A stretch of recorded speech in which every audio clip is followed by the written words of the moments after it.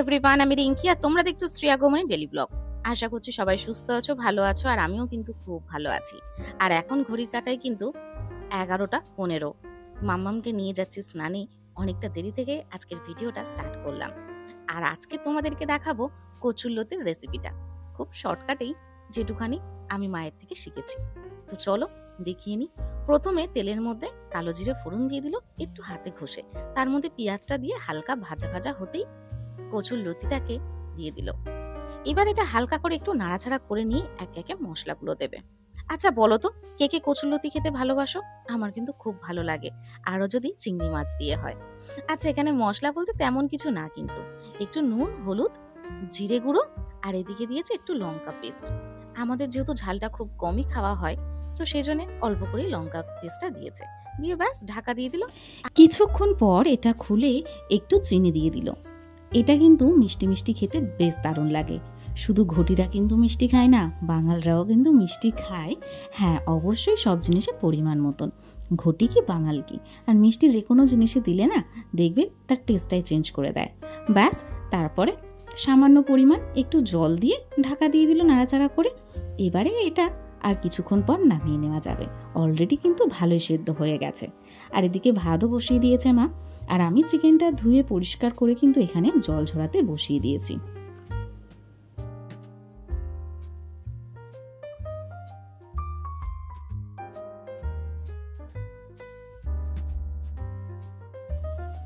সোনামাকে স্নান করালে আমি পুরো হাফ ভিজে যাই, আর চারিদিকে জল পুরো ভর্তি হয়ে থাকে। তো ওর স্নানের পরেই কিন্তু আমি স্নান করি। সোনা মায়েরও স্নান হয়ে গেছে, ওদিকে খেলতে ব্যস্ত, আর আমি কিন্তু সোজা রান্নাঘরে ঢুকে গেছে স্নান টান সেরে। আজকের আমাদের রান্না হবে কচুর লতি, ডাল, আলুর চোখা আর চিকেন।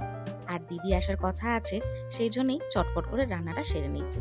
তারপরে তো গল্পের ঝড় উঠবে না, কেউ এলে তো আমাদের বাঙালিদের গল্প করতে ওস্তাদ আমরা। তো যাই হোক, এখানে কিন্তু আমি রসুনগুলোকে ছোট ছোট করে কুচি কুচি করে কেটে নিচ্ছি। আসলে আলুর চোখাটা করবো না, তার জন্য লাগবে। আর টমেটোটাকে ভালো করে কেটে টমেটোর দানাগুলোকে আমি ধুয়ে নেব। টমেটোর দানা কিন্তু আমি তরকারিতে দিই না, টমেটোর দানা থেকে বলে ইউরিক অ্যাসিড প্রচুর পরিমাণে হয়, সেই কারণেই আর কি। গ্যাস কিন্তু খালি রাখিনি, একদিকে ডাল সিদ্ধ হচ্ছে আর একদিকে মাংসের আলু ভাজা চাপিয়ে দিয়েছিলাম। তো আলু ভাজাটা একদিকে হয়ে গেল, আর আমার ওদিকে টুকিটাকি কাজগুলোও হয়ে গেল। টমেটো কাটা, রসুন কাটা সবই হয়ে গেল। এবারে গোটা গরম মশলা ফোড়ন দিয়ে ব্যাস পেঁয়াজটাকে ভাজা ভাজা হলে মাংসটা চাপিয়ে দেবো। উফ, আজকে না অনেকটাই দেরি হয়ে গেছে গো। সোনা মায়ের চিকেনটাও ভাবলাম একসাথেই করে দেবো, এখান থেকেই খাবে, কিন্তু এতটাই লেট হয়ে গেছে, তো সেটা বোধহয় সম্ভব না। আলাদা করে এই কষা হয়ে গেলে ওখান থেকে নিয়েই প্রেশার কুকারে দিয়ে দেবো, কয়েকটা সিটি মেরে দেবো, ব্যাস ও সুন্দরভাবে খেতে পারবে, আর কোনো ঝামেলাও থাকবে না। আর এই যে দিদিও চলে এসেছে, কিন্তু আমার রান্না এদিকে শেষ হয়নি। তাই মা বসে গেছে গল্প করতে দিদির সাথে, আর দিদিকে টিফিন দিয়ে দিয়েছে, পরোটা আর আলু তরকারি হয়েছিল আজকে সকালে, সেটাই। আর স্ত্রীও বসে গেছে স্নান টান করে খেতে দিদির সাথে। বলছি খাস না, চিকেন দিয়ে ভাত খাবি, কে কার কথা শোনে। আসলে ওর না স্নান করলেই খিদে পেয়ে যায়। তো আমাদের বাড়ির প্রত্যেকেরই এই অভ্যেসটা আছে, ও সেটাই পেয়েছে। কিন্তু এখন দেখো খেলতে ব্যস্ত। মোটামুটি পেট পুজোটা তো হয়ে গেছে, দিদির সাথে সেরেই নিয়েছে।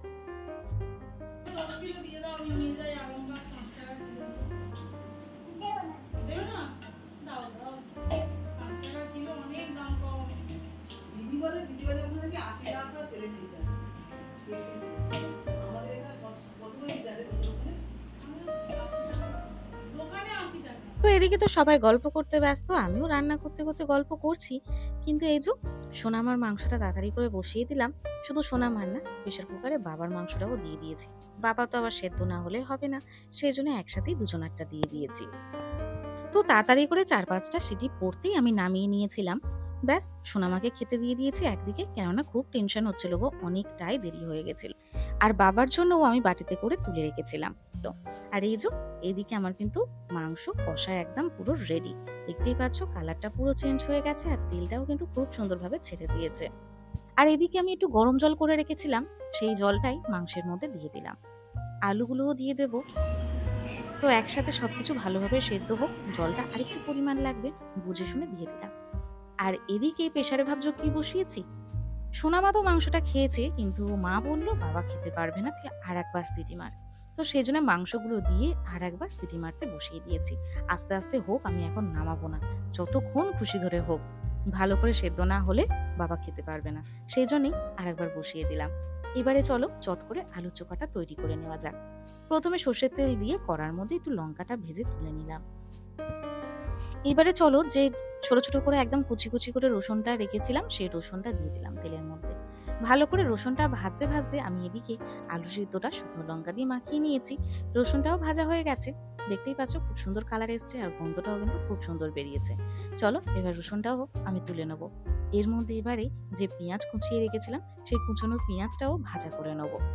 ব্যাস, ভালো করে ভাজা হয়ে গেলে তো যে আলু সিদ্ধটা আমরা মাখিয়ে রেখেছিলাম, সেটাকেই এর মধ্যে দিয়ে ভালো করে কিছুক্ষণ ধরে নাড়াচাড়া করে নিতে হবে।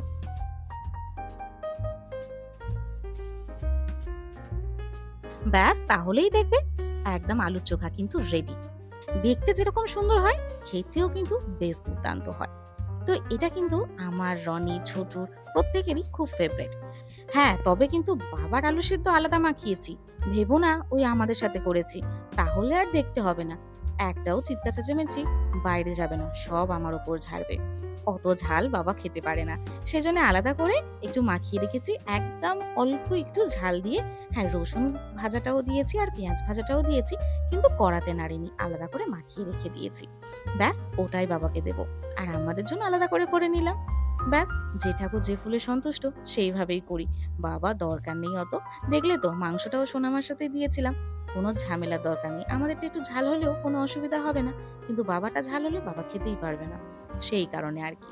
আর এদিকে আলু মাংস সবই খুব সুন্দরভাবে সেদ্ধ হয়ে গেছে, আর তেলটাও দেখছো ওপর থেকে বেশ ভালো ছেড়ে দিয়েছে। এবারে শুধু ওপর থেকে একটু গরম মশলা ছড়িয়ে ঢাকা দিয়ে রাখবো। খাওয়ার সময় একেবারে মা বাটিতে বাটিতে করে বেড়ে দেবে। তো রান্নার কাজ তো শেষ হলো, কিন্তু এদিকে দেখছি বেশ ভালোই বাসন পড়ে গেছে। সময় পাইনি আজকে এদিকে বাসনগুলো একটা একটা করে মেজে নিতে। তো চলো একেবারেই সব কটা মেজে নেওয়া যাক। যদিও বাসনগুলোতে সেরকম খুব একটা নোংরা না, হালকা করে মেজে নিলেই হয়ে যাবে। ঘষাঘষি বেশি খুব একটা করতে হবে না, শুধু এই কড়াটা বাদ দিয়ে। কড়াটাই দেখছে যে হালকা একটু পুড়েছিল নিচের দিকটা, তো চলো ওটাকেই একটু তারের জালি দিয়ে ভালো করে ঘষে নিলেই হয়ে যাবে। এমনিতেই তো এর অবস্থা খারাপ কড়াটার, কতবার মাকে বলেছি চেঞ্জ করার কথা, কিন্তু ওই যে মায়ের পুরনো জিনিস, খুবই স্মৃতি, আঁকড়ে ধরে বাঁচতে চায়। যতই হোক ওনার সংসার, আর আমি তো এসেছি মোটে মাত্র 5 বছর হলো। তো উনি তো ধরো এত বছর নিজের হাতে করে সবকিছু সাজিয়েছে করেছে, দুদিনের মধ্যে আমি এসে সবকিছু চেঞ্জ করব, সেটা কিন্তু সত্যি ওনার ভালো লাগবে না। সেজন্য খুব একটা জোর জবরদস্তি কোনো কিছুতেই করি না, যেটা উনি নিজে থেকে করে তো করে, বলি তো যেটা শোনার হয় শোনে, না শোনার হয় শোনে না। তো খুব একটা সেজন্য কোনো কিছুই বলতে চায় না। যখন আমার নিজের সংসার হবে, নিজের মতন করে করতে পারবো, তখন আমি নিজের মতন করে করব। হ্যাঁ, এখন অবশ্য যদিও মা বলে তুই তোর মতন করে কর, কিন্তু তাও খুব একটা কোনো কিছু চেঞ্জ করতে চায় না, কেননা যতই হোক ওনার তো একটা মায়া আছে না জিনিসের ওপর, তো সেই জন্যই আর কি। তো যাই হোক, দেখবে এটা কিন্তু প্রত্যেকটা পুরনো মানুষের মধ্যেই থাকে, আর এখন ঘরের মানুষদের মধ্যে সেই মায়া জিনিসটাই চলে গেছে। কোনো মানে বয়স্ক মানুষদেরকেই সহ্য করতে পারে না, আর এই বাসনপত্র তো দূরের কথা। যাই হোক, তোমাদের সাথে গল্প করতে করতে এদিকে কিন্তু আমার বাসন টাসন সবকিছু মাজা হয়ে গেছে। চলো বেসিনটাও এবারে এই হাতেই পরিষ্কার করে নেবো একেবারে। জিনিসপত্র কাটাকুটি হয়েছিল, তো এখানেই অনেক কিছু পড়ে গেছিল, সেগুলো সব তুলে তুলে ফেললাম, আর বাসনগুলো যে যার জায়গায় রেখে দিলাম। একেবারে লেবুর রস টস করে সোনামায়ের জন্য নিয়ে যাব, তাহলে ওর চটপট খাইয়ে টাইয়ে শুইয়েও দিতে পারবো। তো চলো, মায়ের দিকে ভাত বাড়বে আর আমি চলে যাব ওই ঘরে একটু রেস্ট করতে। তো এখন চলে এসেছি বড় ঘরে। এই যে দিদি, শ্রী, বাবা সবাই মিলে এখানে গল্প করছে, আর এসি চলছে, এখানেই বসে আছে সবাই।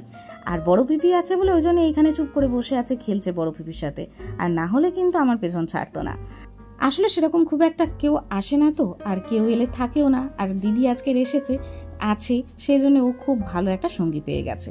আর সুমিশে আর এখন পড়ার চাপও শুরু হয়েছে, সেই জন্য ওরাও খুব একটা আসে না। তো চলো, ও তো ওদিকে পিপির সাথে আছে, আর আমি এদিকে ফাঁকা আছি, একটুখানি এসে চালিয়ে রেস্ট নেওয়া যাক, তারপরে খেতে যাব।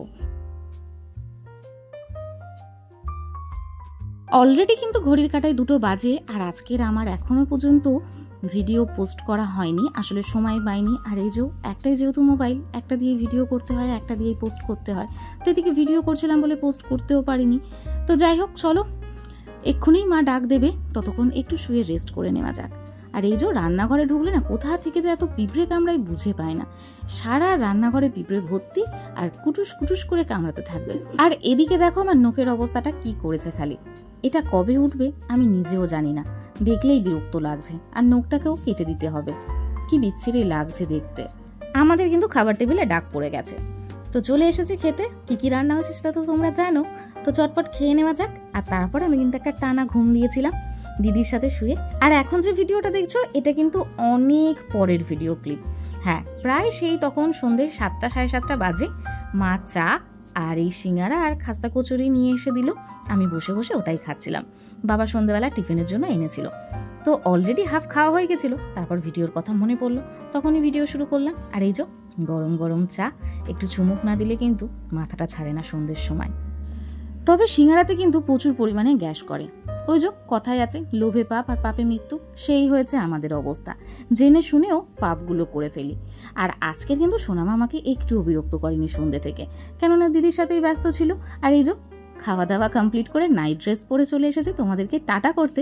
টাটা তো করছে না, এখন একটু ঘ্যান ঘ্যান শুরু করেছে। আসলে সারা সন্ধ্যেটা যে আমাকে পায়নি তাই একটুখানি।